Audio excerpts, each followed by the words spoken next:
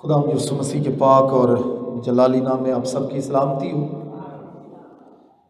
ہم خدا ان کا شکر ادا کرتے ہیں کہ خداوند نے گزرے تمام ہفتہ میں ہم سب کو سنبھالا، زندگی دی، تندرستی دی اور آج اپنے گھر میں فراہم کیا تاکہ ہم خداوند کی حمد کریں، خداوند کی تعریف کریں اور خداوند کے نام کو عزت اور جلال دیں۔ مزامیر کی کتاب سے پیغامات کا سلسلہ بتدریج آگے بڑھ رہا ہے اور آج کی صبح ہم زبور 147 سے خدا کا کلام سنیں گے۔ زبور 147 جو ہے اس کا تعلق بھی تمجیدی مزامیر کے ساتھ ہے، اور پچھلے اتوار میں نے بتایا تھا کہ زبور 146 سے لے کر زبور 150 تک یہ وہ 5 آخری زبور ہیں جن کو تمجیدی یا ستائشی مزامیر کہا جاتا ہے۔ ان کو تمجیدی یا ستائشی مزامیر اس لیے کہا جاتا ہے کہ زبور 146 سے لے کر زبور 150 تک ہر ایک زبور جو ہے وہ ان الفاظ کے ساتھ شروع ہوتا ہے، خداوند کی حمد کرو، اور ہر ایک زبور کا اختتام ہوتا ہے خداوند کی حمد کرو۔ اور دلچسپی کی بات یہ ہے، میں نے بتایا تھا کہ عبرانی زبان میں خداوند کی حمد کرنے کے لیے جو الفاظ مستعمل ہیں وہ ہے ہیلیلویا۔ میرے عزیزو، اگر آپ میرے ساتھ مکاشفہ کی کتاب اس کا 19واں باب نکالیں جلدی کے ساتھ تو آپ پڑھ سکتے ہیں۔ مکاشفہ کی کتاب 19ویں باب کی پہلی آیت میں لکھا ہے، ان باتوں کے بعد میں نے آسمان پر گویا بڑی جماعت کو بلند آواز کے ساتھ یہ کہتے سنا، ہیلیلویا، نجات اور جلال قدرت ہمارے خدا کی ہے۔ پھر ہم پڑھتے ہیں 3 آیت میں، پھر دوسری بار انہوں نے ہیلیلویا کہا۔ پھر 4 آیت میں لکھا ہے، اور 24 بزرگوں 4 جانداروں نے گر کر خدا کو سجدہ کیا اور جو تخت پر بیٹھا ہوا تھا کہا آمین، ہیلیلویا۔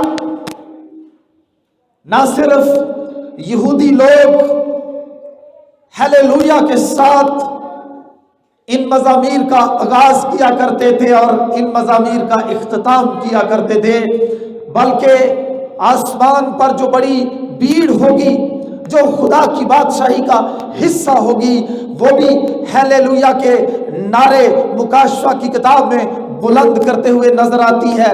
24 بزرگ 4 جاندار ہیلیلویا کی صدا کو بلند کرتے ہوئے نظر آتے ہیں۔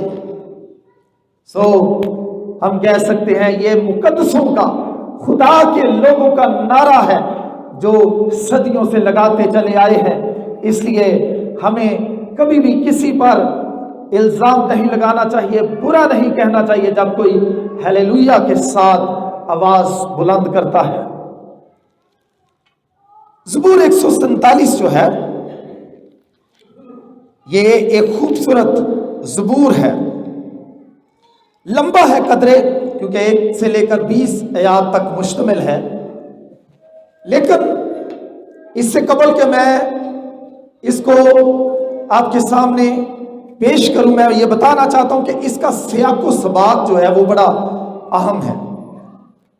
یہ زبور جو ہے یہ در حقیقت جب بنی اسرائیل قوم اسیری سے واپس آ گئی تو اس وقت ان کی تسلی کے لیے، ان کی حوصلہ افزائی کے لیے قلم بند کیا گیا، کیونکہ جب آپ اس زبور کو پڑھیں گے تو آپ کو اس بات کا احساس ہوگا کہ جو لوگ اسیری سے واپس آئے ہیں خدا اس زبور کے ذریعے سے کس طرح سے ان کو تسلی دیتا ہوا نظر آتا ہے۔ اس سے قبل کہ ہم آگے بڑھیں میں یہ بھی بتانا چاہتا ہوں کہ یہ زبور جو ہے 3 حصوں پر مشتمل ہے۔ قدرتی طور پر ہی اس کی پہلے سے تقسیم ہوئی ہے، اس لیے بآسانی ہم اس زبور کو سمجھ سکتے ہیں اور جلدی کے ساتھ ہم اس کو انڈرسٹینڈ کر سکتے ہیں۔ پہلا حصہ جو ہے وہ پہلی آیت سے لے کر 6 آیت تک مشتمل ہے، اور پہلے حصے میں بھی خداوند کی ستائش کرنے کی بلاہٹ دی گئی ہے۔ پہلی آیت میں کیا لکھا ہے؟ خداوند کی حمد کرو، کیونکہ خداوند کی مدح سرائی کرنا بھلا ہے، اس لیے کہ یہ دل پسند اور ستائش زیبا ہے۔ کال کی گئی ہے خداوند کی حمد کرو، کیونکہ خدا کی مدح سرائی کرنا بھلا ہے۔ پہلی آیت سے لے کر 6 آیت تک پہلا حصہ ہے، اس میں بھی بلاہٹ دی گئی ہے کہ خداوند کی حمد کرو۔ پھر دوسرا حصہ جو ہے وہ 7ویں آیت سے لے کر 11ویں آیت تک مشتمل ہے۔ دیکھ لیجئے 7ویں آیت میں کیا کہا گیا ہے؟ خداوند کے حضور شکر گزاری کا گیت گاؤ۔ پہلے کہا گیا ہے خداوند کی حمد کرو، اور پھر 7ویں آیت میں دوسری دفعہ کہا گیا ہے خداوند کے حضور شکر گزاری کا گیت گاؤ، ستار پر ہمارے خدا کی مدح سرائی کرو۔ گویا 7ویں آیت سے لے کر 11ویں آیت تک یہ دوسرا حصہ ہے جس میں خداوند کی شکر گزاری کرنے کی نصیحت کی گئی ہے، اور اس کے ساتھ ساتھ سازوں کے استعمال پر بھی اصرار کیا گیا ہے۔ پھر اس زبور کا جو آخری حصہ ہے وہ 12ویں آیت سے لے کر 20ویں آیت تک مشتمل ہے۔ اس میں بھی بلاہٹ دی گئی ہے بنی اسرائیل قوم کو، یروشلیم کو، کہ وہ خداوند کی ستائش کرے۔ اور 12ویں آیت میں کیا لکھا ہے؟ اے یروشلیم خداوند کی ستائش کر، اے سیون اپنے خدا کی ستائش کر۔ پہلی آیت خداوند کی حمد کر، 7ویں آیت خداوند کے حضور شکر گزاری کا گیت گاؤ، 12ویں آیت اے یروشلیم خداوند کی ستائش کر۔ گویا یہ جو 20 آیات ہیں ان کے پہلے سے ہی سیکشن بنے ہوئے ہیں۔ پہلا سیکشن پہلی آیت سے لے کر 6 آیت تک، دوسرا حصہ جو ہے وہ 7ویں آیت سے لے کر 11ویں آیت تک، اور پھر تیسرا حصہ 12ویں آیت سے لے کر 20ویں آیات تک مشتمل ہے۔ اور تینوں کے اندر خداوند کی حمد، خداوند کی شکر گزاری اور خداوند کی ستائش کرنے پر اصرار کیا گیا ہے۔ آئیے ابھی ہم پہلے حصے پر غور کریں۔ پہلے حصے میں زبور نویس جو ہے وہ خداوند کی مدح سرائی کرنے کی دعوت دیتا ہے، کال کرتا ہے، بلاہٹ دیتا ہے خداوند کی حمد کرو۔ کیوں کرو؟ کیونکہ خداوند کی مدح سرائی کرنا بھلا ہے، یہ اچھی بات ہے میرے عزیزو۔ پھر دوسری بات کہی گیا یہ دل پسند بات ہے، اور تیسری بات کہی ہے کہ یہ ستائش زیبا ہے۔ 3 بنیادی وجوہات جو ہیں خداوند کی حمد کرنے کی پہلی آیت کے اندر بیان کی گئی ہے، کیونکہ یہ بھلا ہے، یہ دل پسند ہے، یہ ستائش زیبا ہے، اس لیے ہمیں خداوند کی حمد، خداوند کی ستائش جو ہے وہ کرنی چاہیے۔ اور پھر وہ دوسری آیت سے لے کر تیسری آیت تک کچھ اور وجوہات کا تذکرہ کرتا ہے کہ کیوں خداوند کی حمد کرنی ہے۔ دوسری اور تیسری آیت میں خاص طور پر خداوند جو بنی اسرائیل قوم کی بحالی کے کام کو سر انجام دیتا ہے، اس کے لیے وہ کہتا ہے خداوند کی حمد کرو۔ اور یہ ذرا دوسری اور تیسری آیت میں کیا لکھا ہے؟ خداوند یروشلیم کی تعمیر کرتا ہے، وہ اسرائیل کے جلا وطنوں کو جمع کرتا ہے، وہ شکستہ دلوں کو شفا دیتا ہے اور ان کے زخم باندھتا ہے۔ میرے عزیزو، دوسری اور تیسری آیات جو ہے یہ ہمیں اسیری سے واپس آنے والے بنی اسرائیل قوم کے لوگوں کی یاد دلاتی ہے۔ میرے عزیزو، یروشلیم بابل کی وجہ سے کھنڈر اور ویران ہو چکا تھا۔ یروشلیم شہر کی فصیل جو تھی وہ ٹوٹ چکی تھی، پھاٹک آگ سے جلے ہوئے تھے، ہیکل کو آگ لگا دی گئی تھی، خدا کے لوگ انتہائی ابتری اور مصیبت کی حالت میں زندگی بسر کر رہے تھے، اور جب کچھ لوگ نہمیہ کے پاس نہمیہ کی کتاب میں جاتے ہیں تو جب وہ فصیل کے ٹوٹے ہونے، پھاٹک کے آگ سے جلے ہوئے ہونے کی حقیقت کے بارے میں سنتا ہے تو کلام کیا کہتا ہے، وہ نہمیہ کیا کہتا ہے، میں بیٹھ کر رونے لگا اور کئی دنوں تک روتا رہا۔ وہ خداوند کے حضور دعا کرتا رہا، اس نے روزہ رکھا، اور وہ خداوند کے حضور جب گیا تو میرے عزیزو خداوند نے اس کے لیے دروازہ کھولا کہ وہ خدا کے گھر میں جائے، یروشلم واپس جائے اور اس کی تعمیر کے کام کو انجام دے۔ اس زبور میں زبور نویس کہتا ہے ہمیں خداوند کی شکر گزاری کرنی ہے، کیونکہ خداوند یروشلم کو تعمیر کرتا ہے۔ وہ جو کھنڈر اور ویران یروشلم تھا، بابل کے تسخیر کرنے کے بعد خداوند نے کس طرح سے معجزانہ طور پر شاہ فارس جس کا نام خورس تھا اس کو ابھارا تاکہ وہ بنی اسرائیل قوم کے اسیروں کو واپس بھیجے۔ دارا بادشاہ کے زمانے میں ہیکل کی تعمیر کے کام کے لیے ان کو واپس جانے کی اجازت دی گئی، فصیل کے تعمیر کرنے کے لیے حکم دیا گیا، ان کو اجازت دی گئی۔ خدا نے بڑی قدرت سے سارے رستے اسیروں کی واپسی کے لیے ہموار کیے۔ اس لیے زبور نویس کیا کہتا ہے، خداوند کی حمد کرو کیونکہ خداوند یروشلم کو تعمیر کرتا ہے، وہ اسرائیل کے جلا وطنوں کو جمع کرتا ہے۔ میرے عزیزو کتنے ہی لوگوں کو اسیر کر کے نبوکت نظر بادشاہ بابل میں لے گیا تھا، لیکن وہ کیا کہہ رہا ہے، ہمیں خداوند کی حمد کرنی ہے، تعریف کرنی ہے۔ وہ نہ صرف یروشلم کو پھر سے تعمیر کرتا ہے بلکہ اسرائیل کے جلا وطنوں کو جمع کرتا ہے۔ وہ جو یروشلم سے نکال دیے گئے تھے غلام بنا کر، دانیل، صدرک اور میثق اور ابدنجو کی طرح پردیس میں لے جائے گئے تھے، خداوند ان سب اسیروں کو کیا کرتا ہے، واپس لاتا ہے، اور پھر اور کیا کہتا ہے، وہ شکستہ دلوں کو باندھتا ہے، شفا دیتا ہے اور ان کے زخم باندھتا ہے۔ وہ تمام لوگ جو اسیر ہو کر بنی اسرائیل قوم جب بابل کی اسیری میں گئی تھی تو میرے عزیزو وہ گویا کہ واپس بھی آ چکے تھے، لیکن پھر بھی ان کے دل شکستہ تھے، ان کی حالت زخمی لوگوں کی سی تھی، ان کے دل گھائل تھے۔ ہمارے ساتھ کیا ہو گیا؟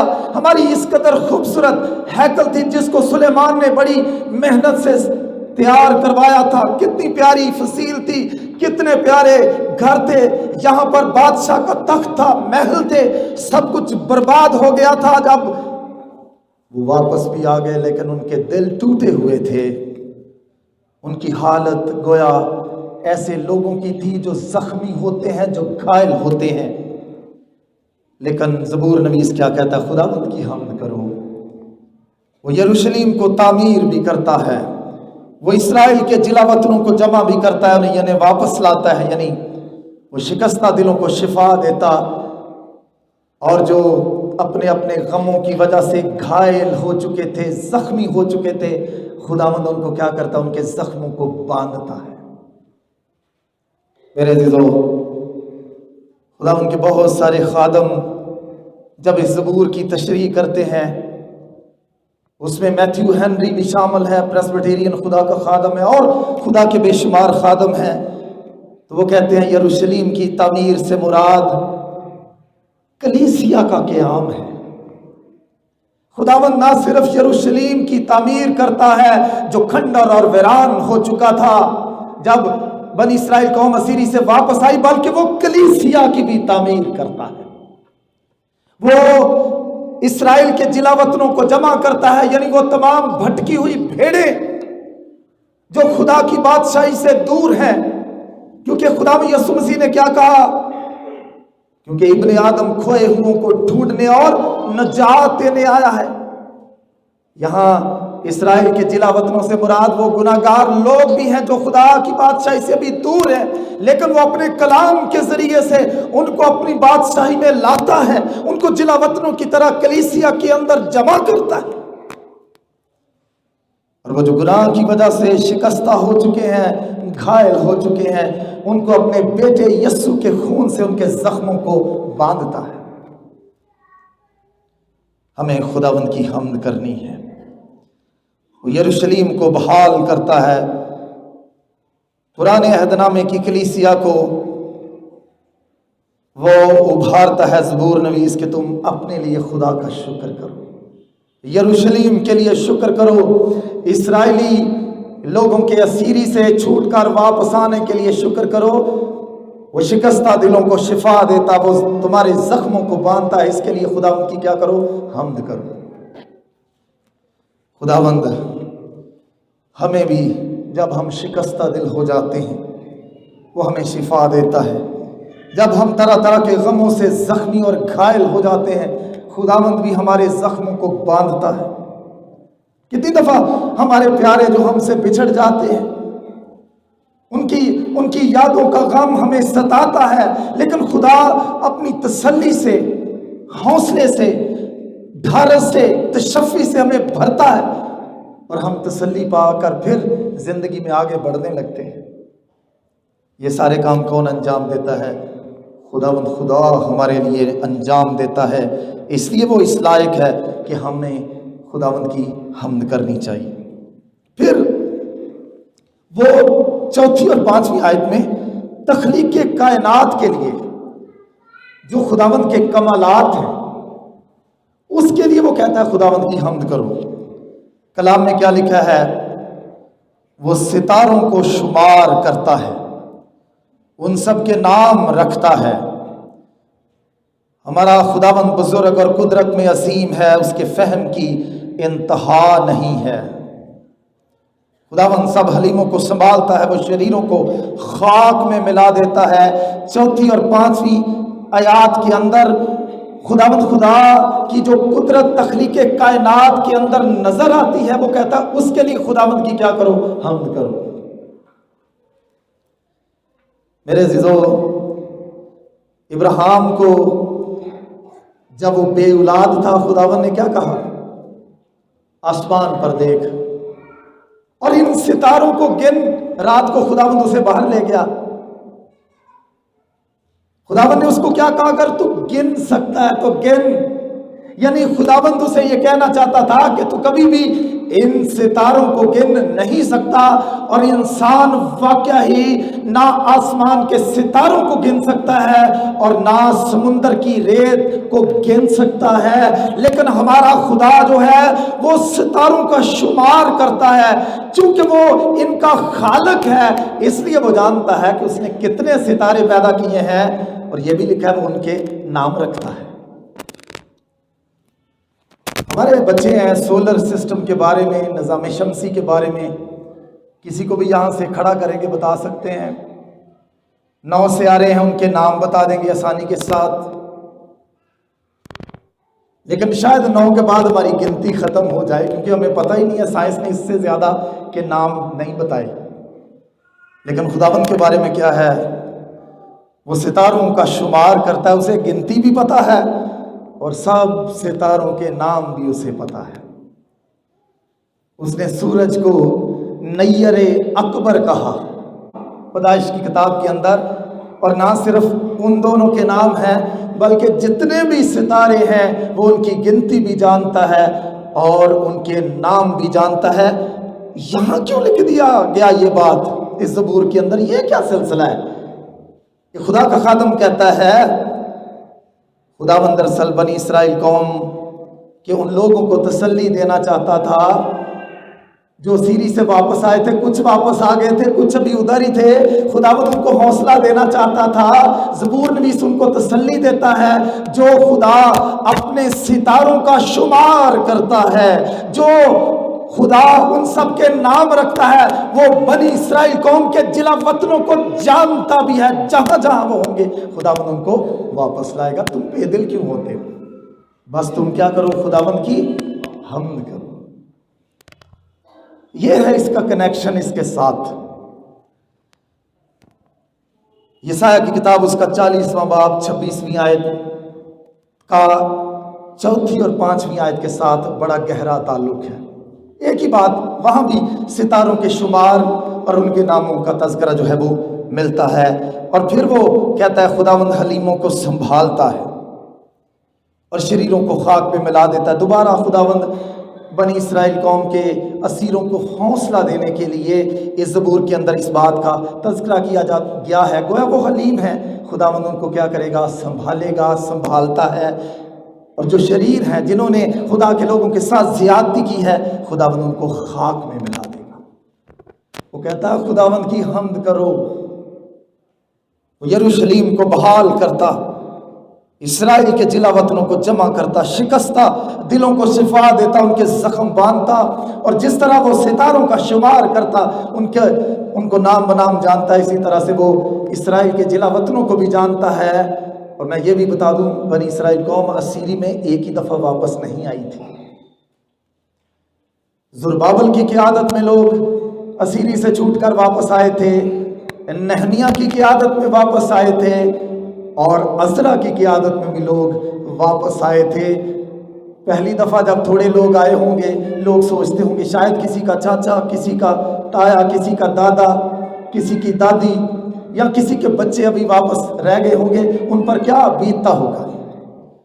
लेकिन वो इस्राएल के जिला वतनों को जमा करता है, उनको वापस लाता है। इस ज़बूर के ज़रिए से खुदावंद पुराने अहदनामे की कलीसिया को हौसला और तसल्ली देता है। लेकिन वो कहता क्या है, खुदावंद की हम्द कर। दूसरा हिस्सा 7वीं आयत में वो शुक्रगुजारी करने की अपील करता है। शुक्रगुजारी करो, पहले वो कहता है हम्द करो, फिर वो कहता है खुदावंद की शुक्रगुजारी करो। और क्या कहता है, सितार पर हमारे खुदावंद की मदासराई करो, साज भी साथ इस्तेमाल करो, साजों का इस्तेमाल। अब देखेंगे कि जैसे जैसे ज़बूर 146 से लेकर हम 150 की तरफ जाते हैं, तो साजों के इस्तेमाल पर ज्यादा जोर दिया गया है। और यहां पर वो कहता है खुदावंद की शुक्रगुजारी करो, और फिर वो कहता है किन किन बातों के लिए खुदावंद की शुक्रगुजारी करो। मेरे अज़ीज़ों, खास तौर पर खुदावंद की परवरदिगारी के लिए 8वीं और 9वीं आयत में वो खुदावंद की शुक्रगुजारी करने की बात करता है, जो आसमान को बादलों से मुलव्वस करता है। खुदावंद की शुक्रगुजारी करो जो गोया आसमान को बादलों से मुलव्वस करता है। पहले वो बादल बनाता है, पहले खुदावंद क्या बनाता है, बादल बनाता है, जो जमीन के लिए मींह तैयार करता है। सिलसिला देखें, बादल होंगे तो मींह होगा। पहले वो आसमान को बादलों से मुलव्वस करता, जो जमीन के लिए मींह तैयार करता। और जब मींह बरसता है तो पहाड़ जिन पर पानी पहुंचाया नहीं जा सकता, चूंकि बादल तैयार होते हैं, खुदा करता है, खुदावंद मींह बरसाता है, और पहाड़ों पर क्या उगती है, घास। कैसी खुदावंद की कुदरत है। वो कहता है खुदावंद की शुक्रगुजारी करो, जो बादल बनाता, जो मींह बरसाता, जो पहाड़ों पर कहां पर घास उगना इंसानी अकल से समझ से बाहर है, वहां से भी वो क्या करता है, घास उगाता है। जो हवानात को खुराक देता है। यहां पर हवानात से मुराद वाइल्ड एनिमल हैं जो पहाड़ों पे रहते हैं। यहाँ वो उन एनिमल्स की बात नहीं की गई, उन जानवरों की बात नहीं की गई जो मैदानी इलाकों में रहते हैं। दरअसल इशारा ये है, जिन तक जो पहाड़ों पे रहते हैं वो नीचे आके घास खाना उनके लिए मुश्किल है। यहाँ पर उन जानवरों की तरफ इशारा किया गया है जो पहाड़ों पर रहते हैं। वो बादल बनाता, मुलव्वस करता आसमान को बादलों से, मींह बरसाता, घास उगाता, और फिर हवानात खाते हैं। एक बड़ी दिलचस्प बात है, और कौवे के बच्चों को जो काएं काएं करते हैं उनको भी वो क्या करता है, गोया खुराक मुहैया करता है। रात को मैं पढ़ रहा था, ये कौवे का और उसके बच्चों का जो काएं काएं करते हैं, इसका जिक्र खास तौर पर किया गया है। कोई और परिंदा नहीं आ सकता था ज़बूर नवीस के ज़हन में, क्यों उसने इसका जिक्र किया। پہلی بات تو یہ میں بتانا چاہتا ہوں کہ کووا جو تھا پرانے عہد نامے کے مطابق یہ اس کا شمار ناپاک پرندوں کے اندر ہوتا تھا، یعنی کئی پرندے تھے جن کو کھایا جا سکتا تھا، لیکن شریعت کے اندر جو کھانے ممنوع تھے، جن کو نہیں کھایا جا سکتا تھا، اس کے اندر کوے بھی تھے۔ لیکن پھر خدا کی محبت ان کووں کے لیے کیوں ہے؟ جو ناپاک پرندہ ہے، خداوند کی محبت کووں کے لیے کیوں ہے؟ میرے عزیزو، خداوند یسوع مسیح نے بھی کووں کا ذکر خصوصی طور پر کیا کہ خداوند کوے کے بچوں کو جو کائیں کائیں کرتے ہیں خوراک مہیا کرتا ہے۔ لوکا کے انجیلی بیان میں اس بات کا تذکرہ پایا جاتا ہے۔ میرے عزیزو، میں نے اس کے بارے میں ایک ریسرچ پڑھی۔ پہلی بات تو یہ ہے کہ خداوند کوے کے بچوں کو جو کائیں کائیں کرتے ہیں خوراک مہیا کرتا ہے، اس سے مراد یہ ہے خدا کی محبت نہ صرف ان لوگوں کے لیے ہے، ان پرندوں کے لیے ہے جو پاک ہیں، خدا ان کی محبت ان کے لیے بھی ہے جو ناپاک ہیں۔ خدا کا فضل جو ہے وہ دو طرح کا ہے۔ ایک فضل کو ہم عام فضل کہتے ہیں، وہ اپنا می جو ہے وہ نیکوں اور بدوں دونوں پر برساتا ہے، وہ اپنا سورج جو ہے وہ نیکوں اور بدوں دونوں پر چمکاتا ہے، اور وہ خوراک پاک لوگوں کو بھی فراہم کرتا ہے، ناپاک لوگوں کو بھی فراہم کرتا ہے۔ یہاں پر ایک تو پہلو یہ ہے، لیکن خداوند کا ایک خادم ہے جس نے اپنی تفسیر میں ڈیوڈ کمچی نامی ایک یہودی رائٹر کا ذکر کیا ہے۔ وہ کہتا ہے کوے کے بچوں کو جو کائیں کائیں کرتے ہیں خوراک مہیا کرتا ہے، اس کا خصوصی تذکرہ اس لیے کیا گیا ہے۔ ڈیوڈ کمچی جو کہ یہودی رائٹر ہے، وہ کہتا ہے کوے کے بچے جب پیدا ہوتے ہیں تو وہ کچھ سفید اور کالے کالے ہوتے ہیں، اور کووا جو ہے وہ سمجھتا ہے کہ یہ میرا بچہ نہیں ہے، کیونکہ اس کا رنگ تو سفید ہے اور میرا رنگ کالا ہے۔ وہ سمجھتا ہے کہ یہ میرا بچہ نہیں ہے، اور وہ اسے کیا کرتا ہے، اس کے رنگ کی وجہ سے سفید اور کالا کالا ہوتا ہے، اس کو چھوڑ دیتا ہے۔ جب چھوڑ دیتا ہے تو وہ بچے بھوکے رہ جاتے ہیں، اور پھر وہ خوراک کے لیے کائیں کائیں کرتے ہیں، اور خدا پھر ان بچوں کا رونا سنتا ہے۔ اور ڈیوڈ کمچی کہتا ہے خداوند ان بچوں کو بھی جن کو ان کے ماں باپ چھوڑ دیتے ہیں، یعنی کوے کے جو بچے کائیں کائیں کرتے ہیں، جن کے ماں باپ ان کو چھوڑ کر چلے جاتے ہیں، خداوند ان کو بھی کیا کرتا ہے، خوراک مہیا کرتا ہے، نہیں تو کووں کی نسل ہی ختم ہو جائے۔ کہتا ہے خداوند کی حمد کرو جو آسمان کو بادلوں سے ملبس کرتا، زمین پر می تیار کرتا، پہاڑوں پر گھاس اگاتا، حیوانات کو خوراک فراہم کرتا، اور کوے کے بچوں کو جو کائیں کائیں کرتے ہیں، جن کے لیے کوئی امید نہیں ہوتی، خدا ان کے لیے بھی گویا ان کی نا امیدی میں امید پیدا کرتا ہے۔ خداوند کی شکر گزاری کرو۔ آگے لکھا ہے گھوڑے کے زور میں اس کی خوشنودی نہیں، نہ آدمی کی ٹانگوں میں اس کی خوشی ہے۔ 10ویں 11ویں آیت اس بات کا اظہار کرتی ہے کہ خداوند کی خوشی کس بات میں ہے، خداوند کن باتوں میں خوش ہوتا ہے، وہ کن باتوں سے اسے خوشنودی پہنچتی ہے، اس کا دل جو ہے وہ خوشی سے بھر جاتا ہے۔ یہاں پر لکھا ہے گھوڑے کے زور میں اس کی خوشنودی نہیں، نہ آدمی کی ٹانگوں میں اس کی خوشی ہے۔ انسانوں کی خوشی گھوڑے کے زور میں، انسانوں کی خوشی جو ہے وہ آدمی کے ٹانگوں کے زور پر ہوتی ہے کہ کتنا کوئی طاقتور ہے، لیکن خداوند کی خوشی کیا ہے؟ خداوند ان سے خوش ہے جو اس سے ڈرتے ہیں، جو اور اس کی شفقت کے امیدوار ہیں۔ کیسی بات ہے، خداوند کن سے خوش ہوتا ہے؟ جو اس کی شفقت کے امیدوار ہیں، اور خداوند ان سے خوش ہے جو اس کے خوف میں زندگی بسر کرتے ہیں۔ وہ کہتا ہے خداوند کی حمد کرو، کیونکہ خداوند کی خوشی خداوند سے ڈرنے والوں میں ہے، اور خداوند کی خوشی ان میں ہے جو اس کے شفقت کے امیدوار ہیں۔ آئیے تیسرے حصے کی طرف بڑھیں۔ تیسرا حصہ پھر 12ویں آیت سے لے کر 20ویں آیت تک مشتمل ہے۔ میرے عزیزو، اس میں اس حصے کے اندر زبور نویس جو ہے وہ خاص طور پر 12ویں آیت میں کہتا ہے یروشلیم خداوند کی ستائش کر، اے سیون اپنے خدا کی ستائش کر۔ خاص طور پر یروشلیم کو مخاطب کیا گیا ہے، سیون کی کلیسیا کو مخاطب کیا گیا ہے، وہ خداوند کی ستائش کرے۔ کیوں؟ پھر وجوہات کا ذکر کرنا شروع کر دیتا ہے، اور کیا کہتا ہے؟ کیونکہ اس نے تیرے پھاٹکوں کے بینڈوں کو مضبوط کیا ہے، کیونکہ اس نے تیرے پھاٹکوں کے بینڈوں کو مضبوط کیا ہے۔ قدیم زمانے میں شہروں کے گرد فصیلیں ہوتی تھیں اور پھاٹک ہوتے تھے، اور پھاٹکوں کو جس طرح مضبوط کرنے کے لیے ہمارے گیٹ ہیں، ہم کنڈی لگاتے ہیں، قدیم زمانے میں بینڈے لگائے جاتے تھے، بڑے بڑے شتیر نما لکڑی لگائی جاتی تھی تاکہ کوئی دروازہ دھکا دے کے جلدی کھول نہ سکے۔ وہ کہتا ہے یروشلیم اے سیون خداوند کی ستائش کر، خداوند کی حمد کر، کیونکہ وہ تیرے پھاٹکوں کے بینڈوں کو مضبوط کرتا ہے۔ بلکہ وہ کہتا ہے اس نے کیا ہے، کر دیا ہے، اس نے تیرے پھاٹکوں کے بینڈوں کو مضبوط کیا ہے، پہلی بات۔ پھر وہ کہتا ہے اس نے تیرے اندر تیری اولاد کو برکت دی ہے، بنی اسرائیل واپس آ گئی ہے، اس نے تیرے پھاٹکوں کو مضبوط بھی کر دیا ہے، اس نے تیری اولاد کو برکت دی ہے، وہ تیری حدود میں امن رکھتا ہے، پیس امن۔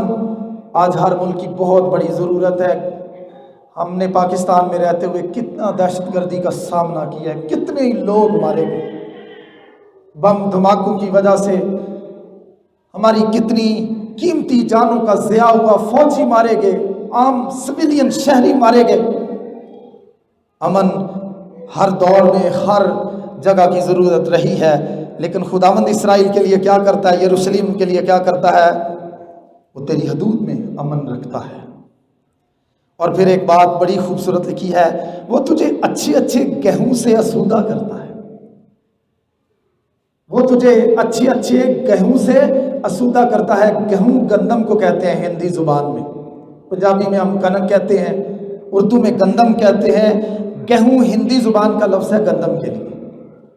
اور یہاں پر لکھا ہے وہ تجھے اچھے سے اچھے گہوں سے۔ کئی دفعہ ہم گندم خریدتے ہیں، وہ کوئی ٹورا شورا لگا ہوتا ہے اس کو، یہاں بالکل ہی کمزور سی گندم ہوتی ہے، خراب ہوتی ہے، کسی میں وہ کنڈیاں شنڈیاں ہوتی ہیں اور ایسی چیزیں ہوتی ہیں۔ لیکن خداوند یروشلم کو کہتا ہے خداوند کی ستائش کر، کیونکہ وہ تجھے اچھے سے اچھے گہوں سے کیا کرتا ہے؟ آسودہ کرتا ہے، یعنی تجھے اچھی سے اچھی خوراک فراہم کرتا ہے۔ اس لیے وہ کہتا ہے تیرا کام ہے تو خداوند کی کیا کرے؟ حمد کرے، خداوند کی ستائش کرے، وہ تیرے لیے کیا کیا کرتا ہے۔ 13ویں اور 14ویں آیات میں جو خدا کی برکات، خدا کی جو پروردگاری ہے بنی اسرائیل قوم کے لیے، کثرت کے ساتھ جو خدا برکتیں دیتا ہے، وہ کہتا ہے اس کے لیے تجھے خداوند کی کیا کرنی ہے؟ ستائش کرنی ہے۔ خدا نہ صرف اسرائیل کو کھانے کو روٹی، ان کو امن اور اولاد جیسی برکت سے مالا مال کرتا ہے، ہمارے بھی بچے کھیل رہے ہیں، خدا نے ہمیں بھی طرح طرح کی برکتوں سے کیا کیا ہے؟ مالا مال کیا ہے۔ وہ روٹی دیتا ہے ہمیں، اچھی روٹی دیتا، اچھے ہم کپڑے پہنتے ہیں، اچھے ہم گھروں میں رہتے ہیں۔ پوچھیں ابا و اجداد سے، جب ہم بزرگوں کے پاس بیٹھتے ہیں، کئی دفعہ کہتے ہیں ہمارے پاس ایک ہی پجامہ ہوتا تھا، ایک ہی قمیض ہوتا تھا، ہمارے پاس وسائل کم ہوتے تھے۔ آج ہماری بہنوں کے پاس کتنے کتنے کپڑے ہوتے ہیں، بھائیوں کے پاس کتنے کتنے اچھے اچھے کپڑے ہوتے ہیں، بچوں کے پاس خوراک، ہر طرح کی وافر برکات خداوند اپنے لوگوں کو فراہم کرتا ہے۔ سو ہمیں بھی خداوند کی کیا کرنی ہے؟ حمد کرنی، اس کی تعریف کرنی۔ اور پھر جو آگے وہ خدا کے کلام کے لیے کہتا ہے خداوند کی حمد کرنی ہے۔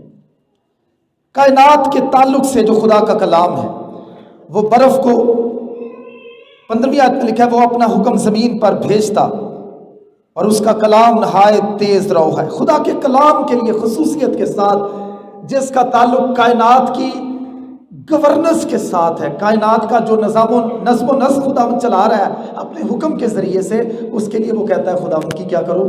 حمد کرو۔ وہ اپنا حکم زمین پر بھیجتا ہے، اس کا کلام نہایت تیز رو ہے، وہ برف کو اون کی مانند گراتا ہے، وہ پالے کو راکھ کی مانند بکھیرتا ہے، وہ یخ کو لقموں کی مانند پھینکتا ہے، اس کی ٹھنڈ کون سہ سکتا ہے؟ یہ سردی، یہ موسم، یہ گرمیاں، یہ بہار، یہ خزاں، کہنا چاہتا ہے یہ کس کے طفیل ہے؟ یہ بھی کس کے طفیل ہے؟ خداوند کے طفیل ہے، اور خدا کے کلام کے طفیل ہے۔ وہ اپنے کلام کے ذریعے سے یہ سارا نظم و نسق چلا رہا ہے۔ یہ نہیں کہ تخلیق کائنات کے وقت اس نے اپنے کام مکمل کیا اور بیٹھ گیا اور اب سو گیا ہے، نہیں، وہ آج بھی اس کا کام جاری اور ساری ہے۔ وہ اپنی قدرت کے کلام سے سب چیزوں کو سنبھالتا ہے۔ سورج کا نکلنا، سورج کا غروب ہونا، چاند کا نکلنا، چاند کا، میرے عزیزو، 14 دن کے بعد اس کا رخ تبدیل ہونا، یہ ساری باتیں، موسموں کی تبدیلی، یہ کس کے طفیل ہے؟ خداوند کے حکم کے طفیل ہے۔ اس لیے وہ کیا کہتا ہے؟ خداوند کی حمد کر۔ یہ موسم، یہ ندی نالے، یہ سردی، یہ گرمی، یہ کون لاتا ہے؟ خداوند لاتا ہے۔ اس لیے تو خداوند کی کیا کر؟ حمد کر۔ اچھا، سردی آتی ہے اور پھر 18ویں آیت سے وہ کہتا ہے وہ کیسے اب چینج کرتا ہے۔ پہلے وہ کلام کرتا ہے، ٹھنڈ ہو جاتی ہے، پھر وہ کلام کرتا ہے، وہ اپنا کلام نازل کر کے ان کو پگھلا دیتا ہے۔ اب وہ برف کو پگھلاتا ہے۔ برف کا پگھلنا بھی کس کی وجہ سے ہے؟ خدا کے کلام سے۔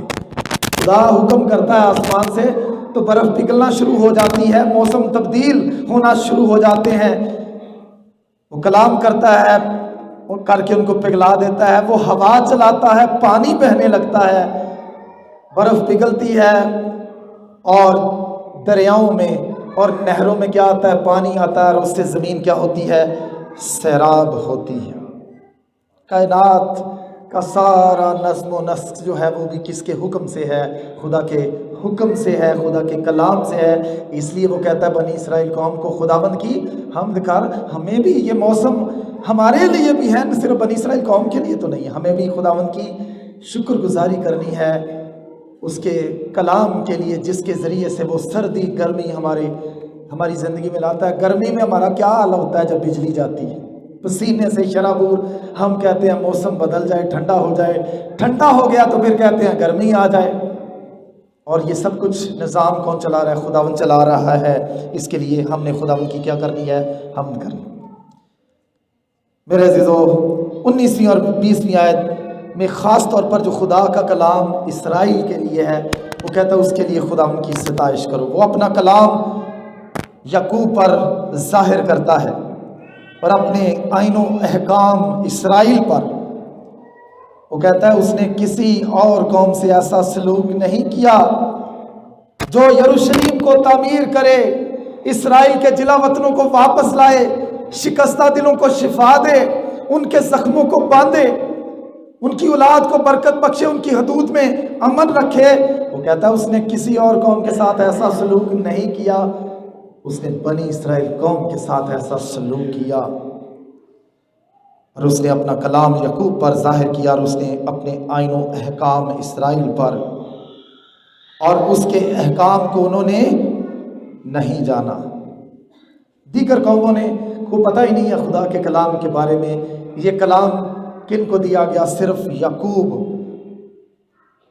پر اس نے اپنا کلام ظاہر کیا، اسرائیل پر ظاہر کیا، اور آخر میں کیا کہتا ہے؟ خداوند کی حمد کر۔